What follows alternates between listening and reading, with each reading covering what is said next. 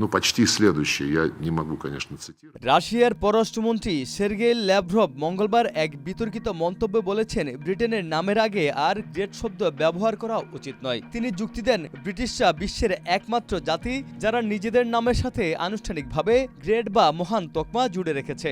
Lavrov বলেছেন, আমার মনে হয় এখন থেকে তাদের শুধু ব্রিটেন বলা উচিত। Я в ответ сказал, что я полностью... সংবাদ সম্মেলনের সময় তিনি রসিকতার ছোঁয়া দিয়ে বলেন, লিবিয়ার সাবেক নেতা গাদ্দাফির শাসনামলে দেশটির নাম ছিল গ্রেট সোশ্যালিস্ট পিপল লিবিয়ান আরব জামাহিরিয়া, কিন্তু সেই দেশ এখন আর নেই। এরপর তার মুখপাত্র ব্রিটিশ সংবাদদাতা প্রশ্ন করলে ল্যাভরভ মৃদু হাসি দিয়ে সতর্ক করেন, ব্যক্তিগতভাবে নেবেন না। Не может быть такого совпадения. রাশিয়া সাধারণত যুক্তরাজ্যকে ভ্যালিকোব্রিয়াত বা গ্রেট ব্রিটেন বলা হয়, তবে বর্তমানে ডোনাল্ড ট্রাম্পের নেতৃত্বাধীন যুক্তরাষ্ট্র যখন মস্কোর সঙ্গে সম্পর্ক পুনর্গঠন এবং রাশিয়া ইউক্রেনের যুদ্ধ শেষ করার চেষ্টা করছে, তখন ব্রিটেন রাশিয়ার কাছে ১ নম্বর গণশত্রু হিসেবে চিহ্নিত হয়েছে।